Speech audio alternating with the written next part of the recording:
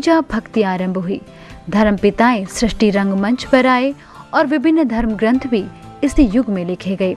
आज हम कल युग में हैं और प्रत्येक मानव मात्र में अहंकार और चरित्र भ्रष्टता अपनी चरम सीमा पर है। शास्त्रों में वर्णित धर्मग्लानि के चिन्ह भी साफ देखे जा सकते हैं। प्राकृतिक असंतुलन भी एक महान परिवर्तन की ओर इशारा कर रहा है। ऐसे समय पर परमात्मा अवतरित होकर हमें आत्म शुद्धि की शिक्षा देते हैं। चलिए आज के सत्र की शुरुआत करते हैं और कर्मों की गुह्य गति विषय को विस्तार पूर्वक समझते हैं। ओम शांति।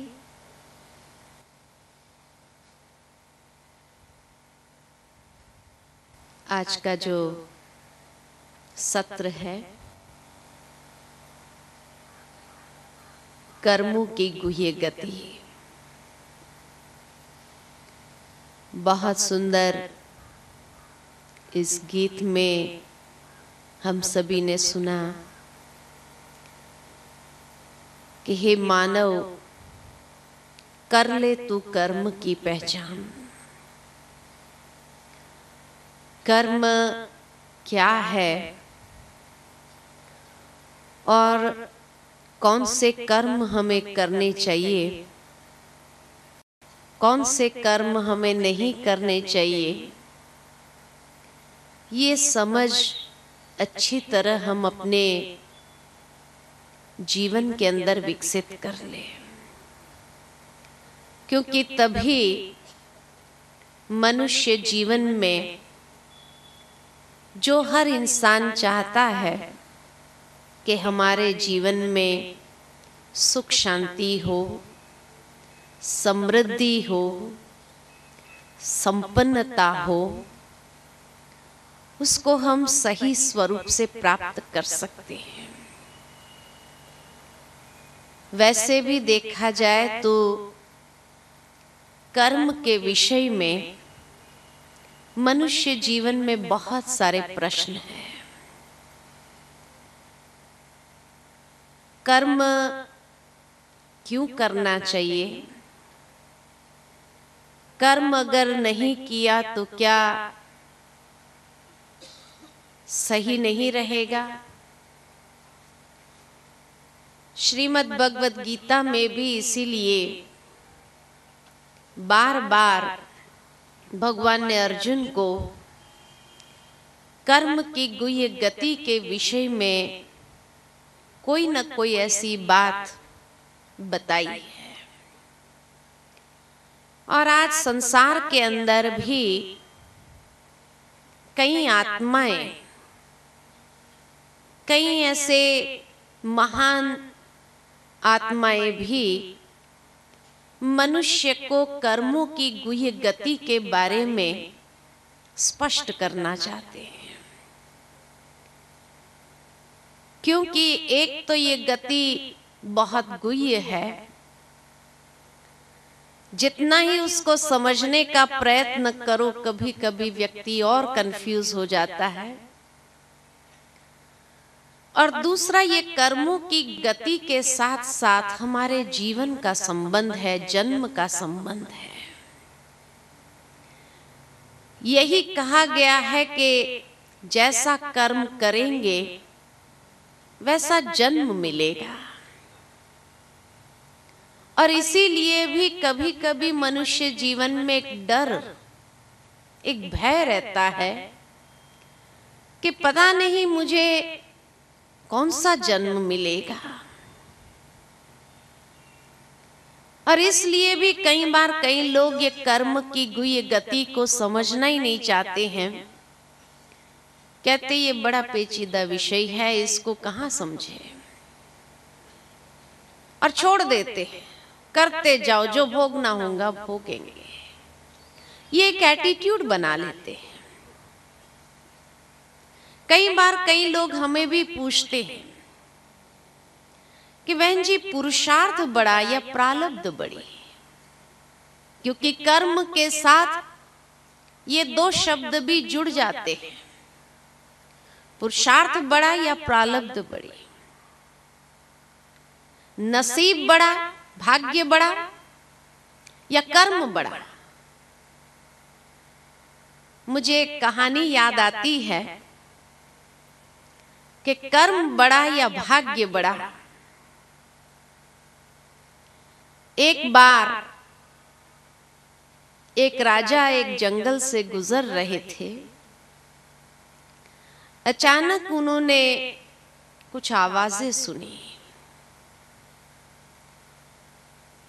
कुछ लोगों के बीच में जैसे बहुत बड़ी बहस चल रही थी।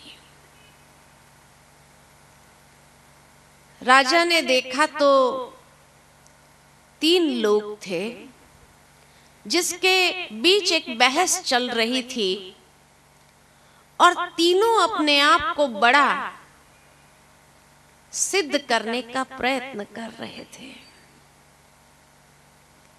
जैसे ही उन्होंने राजा को देखा तो कहा, राजा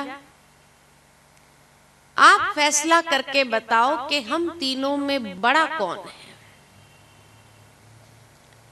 राजा ने कहा, आपका परिचय।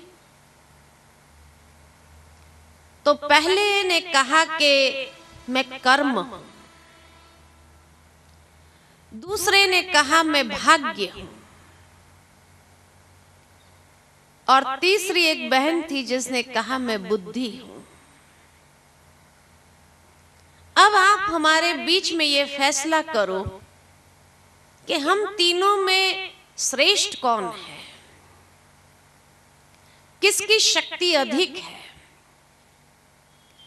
तो राजा ने कहा कि उसके लिए तो आपको प्रमाण देना पड़ेगा, उसके बाद मैं फैसला करूंगा।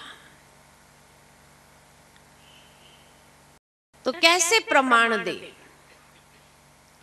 उतने में वहां से एक लकड़हारा गुजर रहा था। जंगल में लकड़ियां काटने जा रहा था। राजा ने कहा, इस लकड़हारे के ऊपर आप अपना प्रयोग करो। एक हफ्ता हम देते हैं सबको, और आप अपने प्रयोग में ये सिद्ध करके बताओ कि आप बड़े हैं, श्रेष्ठ हैं। तो सबसे पहले कर्म को कहा कि तुम अपना प्रत्यक्ष प्रमाण दिखाओ। कर्म ने लकड़हारे में प्रवेश कर लिया और उसके अंदर ऐसी शक्ति आ गई, कर्म करने की शक्ति, जो उस दिन उसने इतने सारे लकड़े काट दिए। रोज के हिसाब से जो लकड़े काटता था उसके हिसाब में 3 गुना लकड़े काट दिए। अब इतने सारे लकड़े तो काट दिए, लेकिन भाग्य साथ नहीं था। अब ये सारे लकड़े को जंगल से शहर ले जाना था बेचने के लिए, लेकिन क्योंकि भाग्य साथ नहीं था, कर्म के आधार पर उसने इतना अधिक कर्म तो कर लिया, लेकिन न भाग्य था न बुद्धि थी। तो क्या करता? सोच में पड़ गए, ये सारे लकड़े को मैं शहर कैसे ले जाऊं। लेकिन बुद्धि थी नहीं, न भाग्य था, कोई साधन नहीं था उसके पास। तो जितना वो उठा सका उतना उठाया और सोचा इतना बेचकर फिर आता हूं ये दूसरे लकड़े लेने के लिए, इसलिए एक कोने में उसको रख दिया। शहर गया, वो लकड़ा बेच करके फिर वापस जंगल आया दूसरा लकड़ा लेने के लिए, लेकिन क्योंकि भाग्य साथ नहीं था तो किसी ने चोरी कर ली है। सारा दिन इतनी मेहनत करने के बाद भी जितना रोज की आमदनी थी उतनी ही रही उसकी। दूसरे दिन भी इसी तरह चला कि बाद में आकर देखता था तो उसके लकड़े ही चोरी हो जाते थे। एक हफ्ते के बाद देखा कि उसकी स्थिति में कोई परिवर्तन नहीं था। एक हफ्ते के बाद भाग्य का समय था, कर्म उसमें से निकल गया, भाग्य ने प्रवेश किया। अब जैसे ही भाग्य ने प्रवेश किया, बैठे बैठे उसकी एक लॉटरी लग गई, और लॉटरी लग गई, बड़ा खुश हो गया, क्या भाग्य प्रसन्न हो गया है मेरे ऊपर। तो और इसलिए उसने सोचा, अब जब इतनी बड़ी लॉटरी लगी है तो मुझे जंगल में जाकर लकड़े काटने की आवश्यकता ही क्या है। तो भाग्य साथ था, लेकिन कर्म की शक्ति समाप्त हो गई और बुद्धि भी नहीं थी। तो क्या करता वो पैसे को?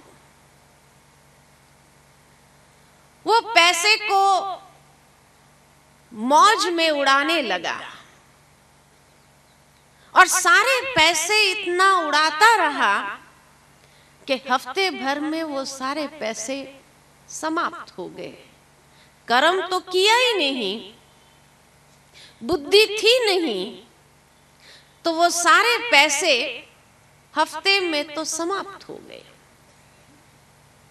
हफ्ते के बाद देखा उसकी स्थिति वैसी की वैसी थी, वही स्थिति में वापस आ गया था। अब तीसरा सप्ताह जो था बुद्धि का था, बुद्धि ने प्रवेश किया। जब बुद्धि ने प्रवेश किया तो उस लक्कड़हारे ने सोचा, अब क्या करूं। वापस जंगल गया। सबसे पहले बुद्धि से उसने सोचा कि आज मैं अपनी कुल्हाड़ी को तेज कर देता, और कुल्हाड़ी तेज किया, काफी लकड़े कट गए उसके। सारे दिन भर में तो बुद्धि से काम ले रहा था ना। भाग्य और कर्म फिर भी साथ नहीं था, लेकिन बुद्धि चलाने लगा तो जैसे रोज कटता था उससे अधिक कटा। अब लकड़े तो अधिक कट गए, 3 गुना नहीं हुआ, लेकिन 2 गुना तो कट गए उसके। फिर सोचने लगा कि अब इसको मैं शहर कैसे ले जाऊं। बुद्धि चलने लगी। उसी लकड़े को आपस में किसी से बांध करके एक गाड़ा जैसे बना दिया उसने, और उसी गाड़े के अंदर सारे लकड़े को भरा। खींचते हुए सारा लकड़ा वो शहर तक ले गया। सारे लकड़े को बेचा।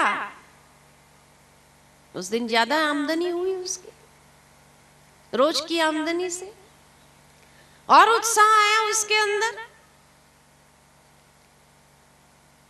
घर से ही उसने 2 कुल्हाड़ी लिया, दोनों की धार को तेज किया, क्योंकि कटते कटते एक कुल्हाड़ी की धार तो कम हो जाएंगी। तो उस समय कहां वो उसकी धार तेज करने बैठता। तो इस तरह से 2 कुल्हाड़ी लेके चला, और 2 कुल्हाड़ी लेने के बाद सारे दिन में काफी लकड़े काट लिए उसने। 3 गुना 4 गुना लकड़े कट गए। अब और एक गाड़ा जैसे उसने बड़ा ऊंचा बनाया, उसके अंदर लकड़े भरे, नीचे लकड़े इस तरह रखे ताकि वो रोल होते चले सारे, और उसका वजन भी उसको न उठाना पड़े। और इस तरह से सारे लकड़ों को शहर ले गया, बेचा, काफी पैसे आए। वो पैसे से उसने एक गाड़ा खरीदा खच्चर वाला, और फिर 2 कुल्हाड़ी उसने तेज की, जंगल ले गया। और इस तरह देखा गया कि हफ्ते के अंदर उसकी स्थिति काफी अच्छी हो गई। अब बुद्धि वापस निकल आई और फिर तीनों राजा के पास गए कि अब आप बताओ कि हम तीनों में श्रेष्ठ कौन है। स्थिति देखते हुए अवश्य बुद्धि को श्रेष्ठता का प्रमाण मिला। यानी जीवन के अंदर इंसान कितना भी कर्म कर ले, लेकिन अगर बुद्धि से कर्म न करे तो स्थिति में कोई फर्क नहीं पड़ता। इसीलिए ये जो प्रश्न आता है कि कर्म बड़ा या भाग्य बड़ा, दोनों में से एक भी बड़े नहीं है। न कर्म बड़ा है न भाग्य बड़ा है, क्योंकि भाग्य भी अधिक आ जाने से व्यक्ति आलसी हो जाता है और इसलिए गलत रास्ते से, गलत आदतों में वो भाग्य जो मिला हुआ है वो खर्च कर देता है। कई ऐसे करोड़पति को देखा जिन्होंने खूब मेहनत किया था, करोड़ों कमाए थे, लेकिन जैसे ही उनके बेटे आए, उन्होंने मेहनत की वैल्यू को समझा नहीं, तो क्या होता है, उड़ाने लगते हैं। कई ऐसे राजकुमारों ने इतना उड़ाया जो राज्य का सारा राज्य कोष ही खत्म कर डाला। तो भाग्य मिल जाने से कोई स्थिति में और सुधार हो जाएगा, ऐसी बात नहीं है। यह इंसान खाली कर्म कर ले और उससे उसकी स्थिति में सुधार आ जाए, ये भी नहीं है। लेकिन बुद्धि आवश्यक है। कर्म करने की विधि के लिए भी और उसके आधार पर जो भाग्य प्राप्त होता है वो भाग्य सदा स्थायी रहता है। इसलिए प्रबल अगर है तीनों में तो बुद्धि है, और इसीलिए परमात्मा भी हमें वो बुद्धि दे रहा है। बुद्धिवानों की बुद्धि परमात्मा जो है वो बुद्धि देकर के, ज्ञान देकर कर्म करने की विधि बताता है कि कौन से कर्म इस समय के हिसाब से हमें करने चाहिए। इसलिए कहा कि पुरुषार्थ बड़ा या प्रारब्ध बड़ी, दोनों में बुद्धि बड़ी है। बुद्धि के हिसाब से अगर पुरुषार्थ करो, समझ के हिसाब से, ज्ञान के हिसाब से अगर पुरुषार्थ करो तो प्रारब्ध सदा स्थायी रहता है। बाकी ये समझ के बैठ जाना कि नसीब में होगा तो कर लेंगे, उसके लिए तो यही कहेंगे कि महान बेसमझदार व्यक्ति अगर देखना है तो वही व्यक्ति है जो समझता है नसीब में होगा तो कर लेंगे, उससे कुछ नहीं मिलने वाला है। लेकिन उसके बाद भी जब जीवन के अंदर कईयों ने बुद्धि से कर्म किए, अच्छे कर्म किए, उसके बाद भी कई प्रकार की भोगनी पड़ती है। तब इंसान समझता है कि ये मेरे साथ ही क्यों होता है ऐसा। इतनी मेहनत किया उसके बाद असफलता मिली, इतनी मेहनत करने के बाद इतना टेंशन आया है, तो ऐसे क्यों होता है। तभी कई महान आत्माओं ने, महान चिंतकों ने यही बात स्पष्ट की कि कर्म की गति अति गुह्य है। इस गुह्य गति को अगर समझ ले इंसान तो जीवन के अंदर कभी उदासी आ नहीं सकती है। लेकिन ये कर्म की गुह्य गति को जब नहीं समझते तो व्यक्ति इतना उदासीन हो जाता अपने जीवन के अंदर, और कर्म करने की श्रद्धा भी उसकी खत्म हो जाती है कि करने के बाद भी क्या मिला। और इसीलिए कई बार तो गलत रास्ते की ओर बढ़ जाता है, या कईयों के अंदर बार बार ये सवाल आता है कि इसके बाद क्या होगा,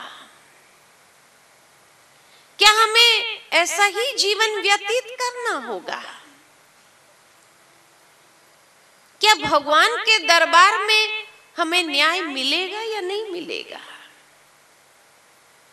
क्योंकि कर्मों के साथ हमारे जन्मों का बहुत गहरा संबंध है। कहा जाता जैसे कर्म करेंगे वैसा जन्म मिलेगा, लेकिन इस बात को कई लोगों ने गलत समझ लिया कि जैसा कर्म किया वैसी योनि में जन्म रहेगा। और इसलिए मनुष्य कभी कभी भय में जीता है कि पता नहीं कहीं हमें कोई ऐसी वैसी योनि मिल गई तो क्या करेंगे। इसीलिए भी मृत्यु का भी एक साथ में भय जुड़ जाता है। सोचने की बात है, शास्त्र में कहा है 84 लाख योनियां है। योनियां जरूर है, लेकिन जरूरी नहीं कि मनुष्य आत्मा को हर योनि में से गुजरना पड़े। क्योंकि अगर मान लो कर्म का फल भोगने के लिए हमें अनेक योनियों में जाना पड़े, जैसा कर्म किया है वैसी योनि में हमारा जन्म हो, और सब कर्म के फल को भोगते हुए जब लास्ट में मनुष्य जीवन में आते हैं तो हर रीति से संपूर्ण होना चाहिए। लेकिन जब जन्मते ही किसी लोगों को हम देखते हैं कि वो लूले हैं, लंगड़े हैं, या कोई न कोई डिफेक्टेड है, अब जन्मते उसने कौन सा कर्म किया। जन्मते तो ऐसा कोई कर्म नहीं किया ना। अगर उसको पूर्व जन्म का कहे तो पूर्व जन्म का तो भोग के आया ना। सारे कर्मों के फल को भोगते भोगते भोगते फिर लास्ट में मनुष्य योनि में आया ना। तब तो हर रीति से संपन्न होना चाहिए ना। फिर वो डिफेक्टेड क्यों है। एक बच्चे को देखो, गोल्डन स्पून इन माउथ है, और दूसरे बच्चे को देखो जन्मते उसको दूध भी नसीब नहीं है। अब जन्मते उसने ऐसा कौन सा कर्म कर लिया जो एक को गोल्डन स्पून इन माउथ और दूसरे को दूध भी नसीब नहीं। मनुष्य सोचता है कि ये योनि जो प्राप्त होती है, जैसा कर्म, जिस क्वालिटी का कर्म करेंगे वैसी योनि में जाना पड़ेगा। मानो किसी ने हिंसक कर्म किया तो उसको हिंसक योनि में जाना पड़ता है उस कर्म का फल भोगने के लिए। लेकिन ये कहां तक सत्य है। अगर मान लो कि किसी ने किसी का खून किया या कोई हिंसक कर्म किया, उसके फल स्वरूप उसको हिंसक योनि में जाकर जन्म लेना पड़े, कोई वाघ या शेर बनना पड़े, अब वहां पर हिंसा करने का ही उसका कर्म है, उसका जीवन ही हिंसा करने का, तो उसको फल कैसे मिला। वहां हिंसा करने में तो उसको आनंद आ रहा है क्योंकि वही उसका जीवन है, उसके बिना उसका जीवन नहीं। कर्म का फल उसको कहा जाता है कि जो कर्म किया है उसका फल ऐसा होना चाहिए जिसमें इंसान को पश्चाताप हो, और वो पश्चाताप में वो उस फल को महसूस करे, जिससे जीवन के अंदर हमेशा के लिए सीख मिले कि मुझे कभी ऐसा कर्म नहीं करना चाहिए। अफसोस होना चाहिए उस जीवन पर उसको, तब कहेंगे कर्म का फल मिला। वहां शेर का जीवन ही हिंसा, तो कर्म का फल कैसे मिला? उसको उस हिंसा करने में कोई अफसोस नहीं हो रहा है, तो कर्म का फल कैसे हुआ? मुझे याद आता है कि एक बार माउंट आबू में एक ज्यूरिस्ट कॉन्फ्रेंस थी। उसमें कई जजेस आए थे, कई जगह से वकील लोग आए थे। एक चर्चा में बहुत सुंदर चर्चा निकली। चर्चा ये निकली कि आज की दुनिया के अंदर जज लोग अपने फैसले कैसे सुनाते हैं, कि जो क्रिमिनल उनके सामने आता है उस क्रिमिनल का केस सुनते हैं, और सुनवाई होने के बाद जज अपना फैसला देता है कि भाई उसने चोरी की तो इतने साल की जेल या इतना समय की जेल, जैसे जैसे उसका गुनाह की इंटेंसिटी होती है। इसी तरह खूनी है तो उसने खून का जो कर्म किया उसके कारण उसको इतना साल जेल या फांसी की सजा या उम्र कैद, और इस तरह से वो सजा सुना देता है। अब वो व्यक्ति को वहीं भेजा जाता है, एक खूनी को जहां और खूनी लोग होते हैं, एक चोर को जहां और चोर होते हैं। अब जब वो वहां गया, वो खूनी जब दूसरे खूनियों के बीच में गया तो वहां उनकी बातचीत क्या होती है? वो उनको पूछते हैं, भाई तुमने क्या किया, कैसे तुम यहां पहुंच गए? और फिर उनके, क्योंकि सभी भी के मेंटल फ्रीक्वेंसी का लेवल एक ही प्रकार का हो जाता है, इसलिए आपस में सहानुभूति जरूर प्रकट हो जाती है, और वो सहानुभूति के कारण वो एक दूसरे के करीब आते हैं। करीब आने के साथ साथ जब एक दूसरे की बातों को समझते हैं कि तुमने कैसे खून किया, क्या हुआ, तो अंदर ही अंदर उनका एक संगठन बन जाता है। और जब वो दोस्ती बहुत पक्की हो जाती है, जेल से छूटने के बाद क्या होता है?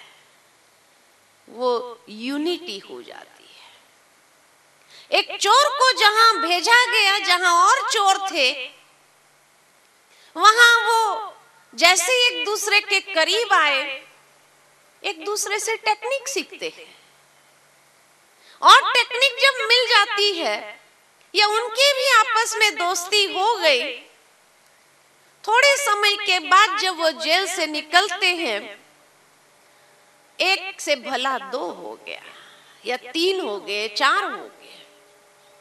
अब जब एक दूसरे से अलग अलग टेक्निक सीखी तो वो ऐसे पक्के चोर हो जाएंगे जो दोबारा कभी पकड़े ही नहीं जाएंगे। तो क्या यही सही तरीका है सजा देने का? जहां उनको कोई अफसोस नहीं, जहां उनको कोई रियलाइजेशन नहीं कि हमने जो किया गलत किया, तो परिवर्तन कहाँ होगा। और यही तरीका फैसले देने का ईश्वर का भी अगर रहा कि जिसने जैसा कर्म किया उसको वैसी योनि में भेज दो, तो वहां उसके संस्कार परिवर्तन होंगे या संस्कार और दृढ़ बनेंगे। इसलिए कहा जाता कि ईश्वर तो बुद्धिवानों की बुद्धि है, वो इंसानों जैसी गलती नहीं करता है। इंसान ये गलती करता है, और इसीलिए जब उनके पुनरुत्थान के लिए कोई कार्यक्रम ही नहीं रखे जाते जेल में, वही वातावरण, वही लोग, वही संग, वही बातें, तो दिन प्रतिदिन क्राइम बढ़ते जा रहे हैं। सुधार नहीं आ रहा है समाज के अंदर, लेकिन दिन प्रतिदिन मनुष्य और ही बुरे कर्म की ओर प्रेरित हो रहा है, क्योंकि वो बुरा कर्म करने में उसको कोई पश्चाताप नहीं, कोई रियलाइजेशन नहीं। तो इसीलिए मनुष्य की बुद्धि और ईश्वर की बुद्धि में बहुत बड़ा अंतर है। ईश्वर वो गलती नहीं करता है। और दूसरा, क्यों हम ये समझे कि जानवर योनि एक भोगना की योनि है। आज पक्षियों को देखो, कितना मौज से उड़ रहे हैं, है कोई टेंशन। इंसान के जीवन देखो, टेंशन से भरे हुए हैं, शारीरिक बीमारियों से भरे हुए हैं। कभी बीपी हाई हो रहा है, तो कभी शुगर बढ़ रही है, कभी क्या हो रहा है, कभी क्या हो रहा है। आए दिन कोई ना कोई नई बीमारी, शारीरिक भोगना भी और मानसिक भोगना भी। जबकि पक्षियों को है कोई भोगना, न शारीरिक रूप में कोई भोगना है, न मानसिक भोगना है। तो भोगना की योनि जानवरों की कहेंगे या मनुष्य की कहेंगे। आज पशुओं को भी कोई टेंशन है? कोई टेंशन नहीं है। न शारीरिक भोगना है, न मानसिक भोगना है। तो भोगना की योनि कौन सी है? मनुष्य योनि है या पशु की योनि है? मनुष्य योनि है। इसलिए ये बहुत बड़ी गलतफहमी है कि ये जब हम समझ लेते हैं कि जानवर योनि ही भोगना की योनि है, वो भोगना की योनि नहीं है, वो तो मस्त योनि है। और मनुष्य योनि में आए दिन कितनी अनेक प्रकार की भोगनाओं से वो गुजरता है। कभी देखो तो मन इतना उदास हो जाता, कभी देखो तो तनाव में आ जाता, कभी कोई बात के कारण दुखी हो जाता, दर्द महसूस करता है, आपघात करने को तैयार हो जाता है, क्योंकि आए दिन कोई न कोई नई ऐसी टेंशन से जी रहा है। जानवरों ने कभी आपघात करने का सोचा? मानो उसको अपनी योनि प्रिय है ना। मनुष्य को अपनी योनि प्रिय नहीं है, इसीलिए तो वो अपने जीवन का अंत कर देना चाहता है। तब कहा कि कई जन्म से ही लूले हैं, लंगड़े हैं, अंधे हैं, कोई न कोई शरीर में ऐसी भोगनाओं से गुजरना पड़ता है। तो ये कौन से कर्म का फल? तब फिर कहा जाता है कि जैसा बीज वैसा फल। आज आम का बीज डालो तो उसमें से पपैया मिलेगा क्या? आम का बीज डालो उसमें से चीकू मिलेगा क्या? क्यों नहीं मिलता है? कलम कर लो तो भी उसका टेस्ट आ सकता है, लेकिन वो फल नहीं मिल सकता है। क्यों नहीं मिल सकता? जबकि धरनी वही है, खाद वही है, पानी वही है, सूर्य की धूप वही है, सब कुछ तो वही है। फिर भी एक बीज से दूसरा फल क्यों नहीं मिलता है? क्योंकि हर बीज की विशेषता ही अपनी अपनी है। जो आम के बीज की विशेषता है वो चीकू के बीज की विशेषता नहीं है। बाजू बाजू में लगाओ तो भी एक बीज से दूसरा फल नहीं निकलेगा, क्योंकि हर आत्मा की विशेषता अपनी अपनी है। ठीक इसी प्रकार आत्मा भी एक बीज है। अगर परमात्मा ने ये आत्मा के बीज को मनुष्य योनि में रोप दिया तो इसमें से जानवर कैसे बनेगा? सोचने की बात है। कैसे बन जाएगा? बन सकता है। अगर स्थूल बीज में भी एक बीज से दूसरा फल नहीं निकलता है तो ये चैतन्य बीज है। ये चैतन्य बीज एक बार जिस योनि में डाला गया उससे दूसरी योनि में वो जा नहीं सकता। कारण क्या? क्योंकि हर बीज की विशेषता ही अपनी अपनी है। भले वही 5 तत्व की प्रकृति से ये शरीर तैयार होता है, पशुओं का भी शरीर उसी से तैयार होता है, पक्षियों का शरीर भी उसी से तैयार होता है। जैसे कहा खाद वही है, धरनी वही है, पानी वही है, सूर्य की धूप वही है, सब कुछ वही है, फिर भी एक बीज से दूसरा फल नहीं निकल सकता है। ठीक इसी प्रकार वही 5 तत्वों से हर एक का शरीर बना है, पशु पक्षियों का भी और इंसान का भी, लेकिन वो बीज की विशेषता अपनी अपनी है। जो जानवर आत्मा की विशेषता है वो मनुष्य की नहीं है, और जो मनुष्य आत्मा की विशेषता है वो जानवरों की नहीं है। आज मनुष्य के पास जो बुद्धि है उससे वो 10 साल तक का सोच सकता है, प्लानिंग कर सकता है। ये विशेषता मनुष्य आत्मा के पास है। जानवर कल क्या खाएगा, शाम को क्या खाएगा, उसकी भी परवाह नहीं करता है। लेकिन जो जानवर की विशेषता है कि कोई नेचुरल कैलेमिटीज होने वाली होती है तो पशु पक्षियों को पहले पता चलता है, मनुष्य को पता नहीं चलता है।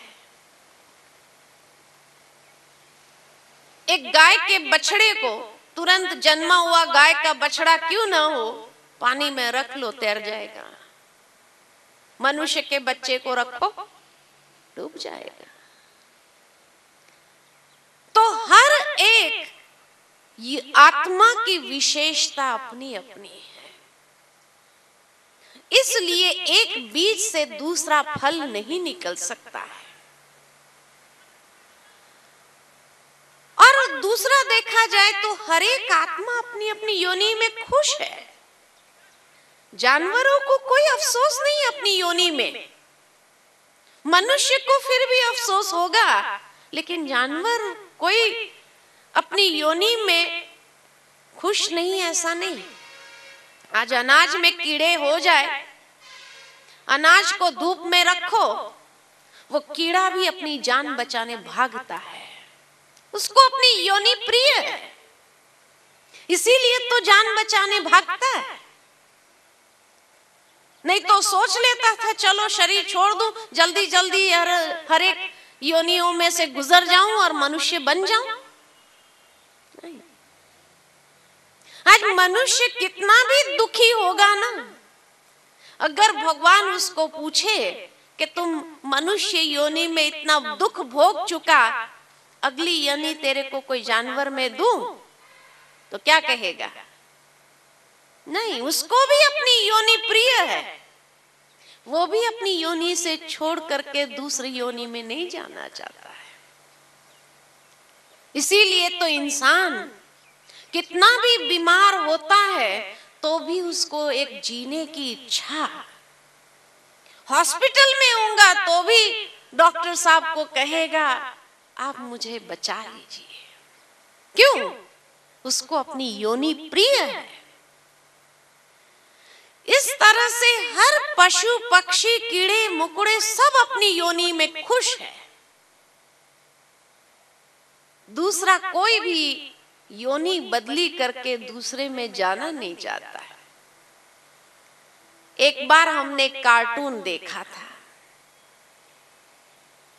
कि जिसमें 3 बंदर बात कर रहे थे। तो पहला बंदर कहता है, सुना है कि मनुष्य अपने आप को हमारी वंशज कहलाता है। तो दूसरा बंदर पूछता है, क्या कहा? मनुष्य का प्रमोशन हो गया क्या? तो तीसरा बंदर कहता है, मैं तो इनको कभी अपनी वंशज के रूप में स्वीकार न करूं, वो तो एक दूसरे के खून के प्यासे हैं। मनुष्य की मनोवृत्ति पर इतना बड़ा कटाक्ष था कि आज जानवर भी हमें अपनी वंशज के रूप में स्वीकार करना नहीं चाहते हैं। इतना मनुष्य गिर चुका है। बंदर कहते हैं हम आपस में एक दूसरे के खून के प्यासे नहीं हैं, और अगर ये हमारे वंशज हो तो ये भी ऐसे कभी नहीं कर सकते, ऐसे सोच नहीं सकते थे। लेकिन ये इतना गिर चुका है, मैं तो कभी उसको अपनी वंशज के रूप में स्वीकार नहीं करूं। और अगर ये कहता है तो या तो इनका प्रमोशन हो गया, यानी उसकी मनोवृत्ति ठीक हो गई है।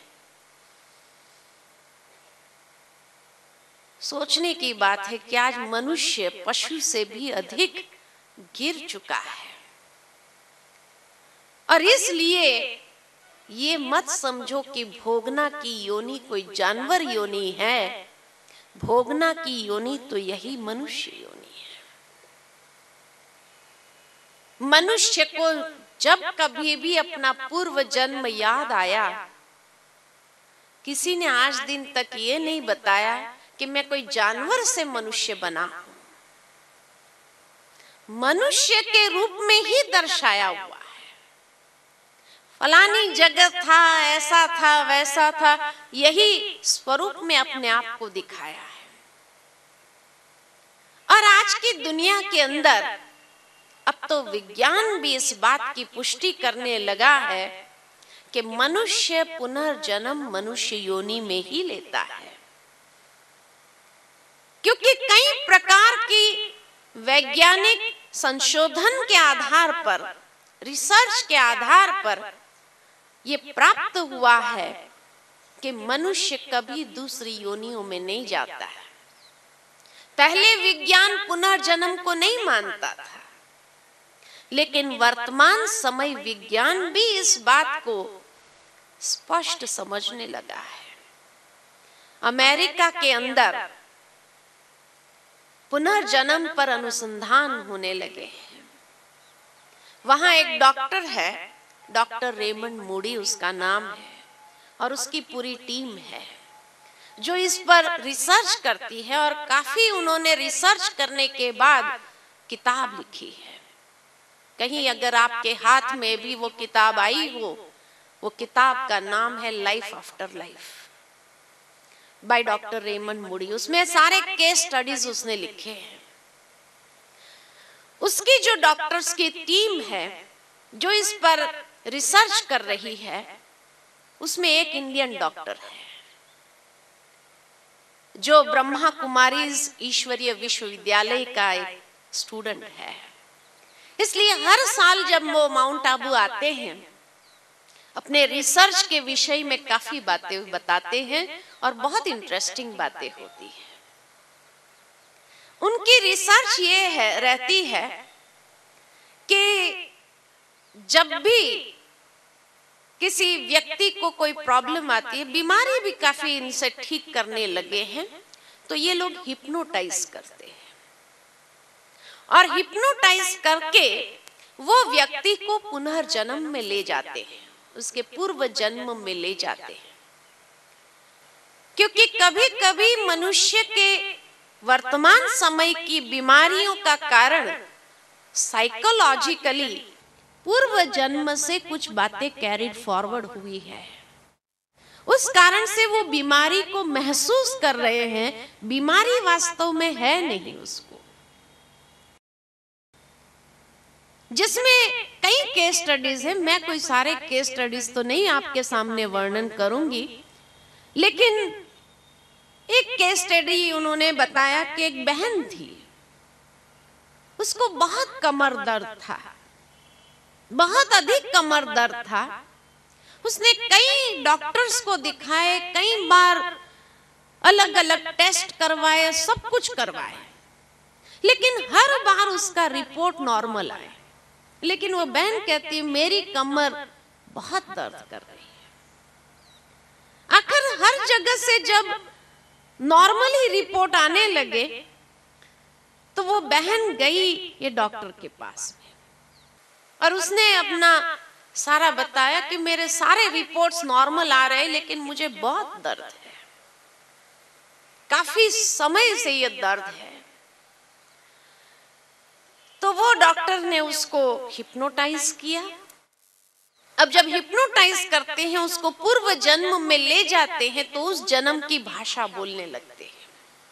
कैसेट रिवाइंड होती है एक प्रकार से, और इस तरह से जब कैसेट को रिवाइंड करते हैं तो वो जो भरा होगा वही तो बजेगा, तो उस जन्म की भाषा बोलने लगते हैं। तो उस बहन ने कहा, जो जो उसको प्रश्न पूछे गए वैसे वैसे उसने जवाब देना शुरू किया। प्रश्न के साथ साथ अंत में उनको एक प्रश्न पूछा कि तुमने शरीर कैसे छोड़ा था पूर्व जन्म में। पहले सारा उसका डिटेल ले लेते हैं कि तुम्हारा पूर्व जन्म का नाम क्या था, कहां पर तुम थी, तुम्हारे माता पिता कौन थे, सारा बायोडेटा ले लेते हैं। और बायोडेटा लेने के बाद वहां तुम्हारी हॉबीज क्या थी, क्या तुम्हें अच्छा लगता था, ये सब पूछने के बाद ये डेटा सारा रिकॉर्ड कर लेते हैं, क्योंकि उनको रिसर्च करने के लिए चाहिए। फिर वो वहां जाते हैं जहां उसने नाम बताया होता है, वहां जाते हैं और उन लोगों से पूछताछ करते, उस परिवार वाले से कि ऐसे नाम का कोई व्यक्ति आपके परिवार में था, और फिर उनको सवाल पूछते, वो जो डेटा आता है दोनों डेटा को मैच करते हैं। और उन्होंने बताया कि अब तक उन्होंने करीबन 1,86,000 लोगों का ये हिप्नोटाइज किया हुआ है, जिसमें से काफी लोगों का तो समझ में नहीं आता है, क्योंकि जब उस जन्म में ले जाते हैं तो उस जन्म की भाषा बोलने लगते। अब वो डॉक्टर्स कोई दुनिया की सारी भाषाएं तो जानते नहीं हैं, लेकिन क्योंकि उनकी टीम में अलग अलग भाषा वाले डॉक्टर्स हैं, तो जो वो व्यक्ति भाषा बोलने लगता है तो वो डॉक्टर समझता है। तो उन्होंने कहा कि हम लोग अब तक कुछ 60,000 लोगों की भाषा को समझ पाए,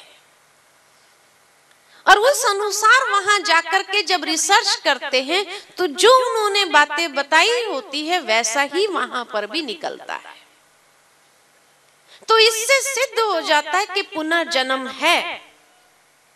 अच्छा, जिनकी भाषाएं वो नहीं समझ पाए, वो भी कोई जानवर की बोली नहीं थी, वो भी इंसानी बोली थी, वो समझ नहीं पाए, लेकिन थी इंसान की बोली। तो इसलिए उन्होंने कहा, जब इतने केस के ऊपर हमने रिसर्च किया, अब तक किसी भी केस ने प्रत्यक्ष में ये नहीं बताया कि हम जानवर से मनुष्य बने हैं। मनुष्य का ही मनुष्य स्वरूप देखा गया।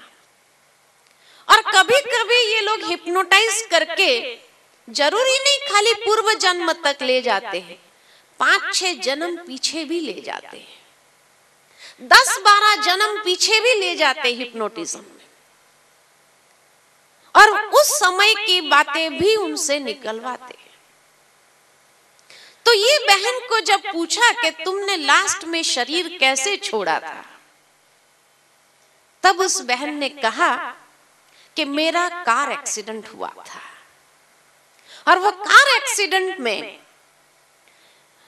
जो सारा मार लगा था मुझे अपनी कमर पर लगा था, और मेरी कमर पूरी टूट चुकी थी, और इतना भयंकर दर्द था। किसी की अंगुली टूटती है तो भी कितना दर्द होता है, पूरी कमर टूट जाए तो कितना दर्द होगा।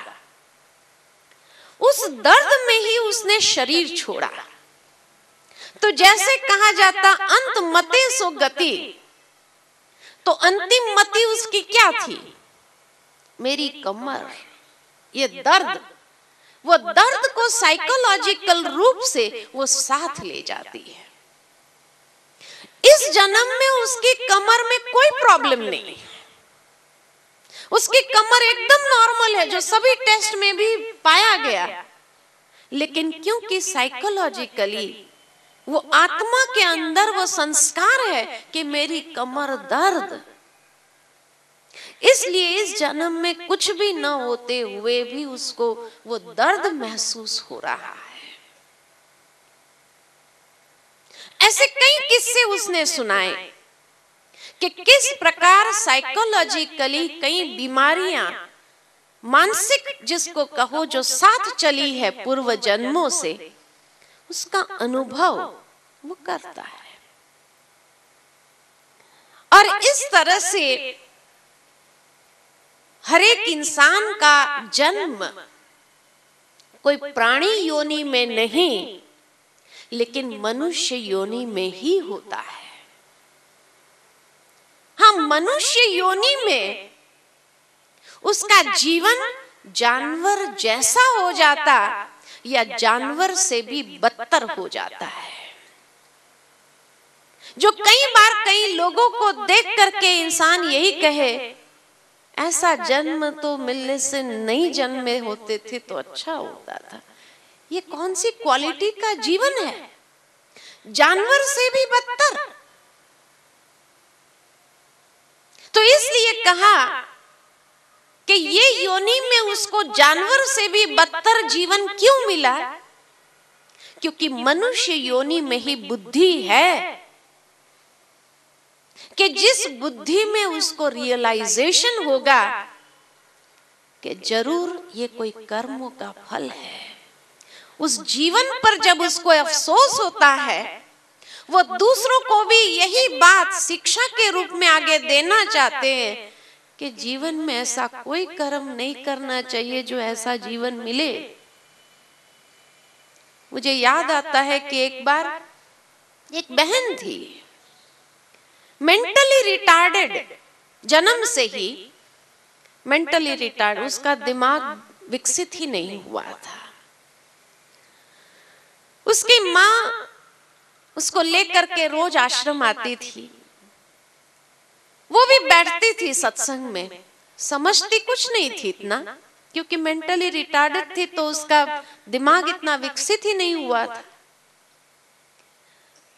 काफी साल हो गए। एक दिन वो बच्ची रोने लगी, काफी बड़ी थी, 15-20 साल की हो गई थी। तो एक दिन सत्संग सुनने के बाद बहुत रोने लगी। तो हमने उसको पूछा, तुम्हें क्या हुआ, तुम क्यों रो रही हो?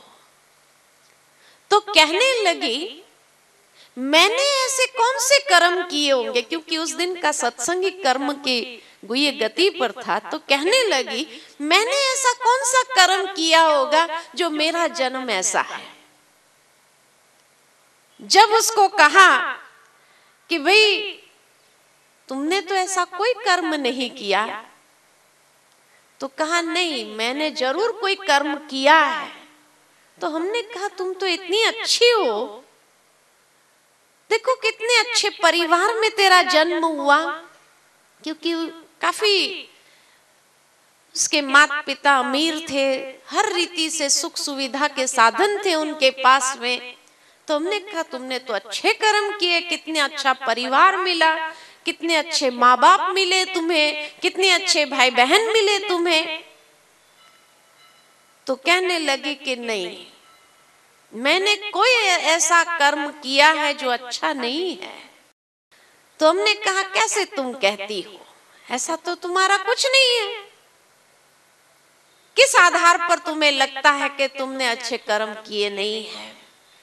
तो कहने लगी मैं आप लोग जैसी नहीं हूं, यानी उसके पास भी ये बुद्धि है कि मैं दूसरों जैसी नहीं हूं, कुछ तो कमी है मेरे अंदर, भले मेंटली रिटार्ड है इसलिए वो व्यक्त नहीं कर पाए, लेकिन अंदर में तो एक रियलाइजेशन है, तभी तो उसको रोना आ रहा है। और इसीलिए जब उसने कहा कि मैं आप लोग जैसी नहीं हूं, तो ये बुद्धि रियलाइजेशन करने की क्यों ईश्वर ने उसमें रखा है, ताकि इस जन्म में ऐसा कोई कर्म न हो। ये है ईश्वर का न्याय देने का तरीका।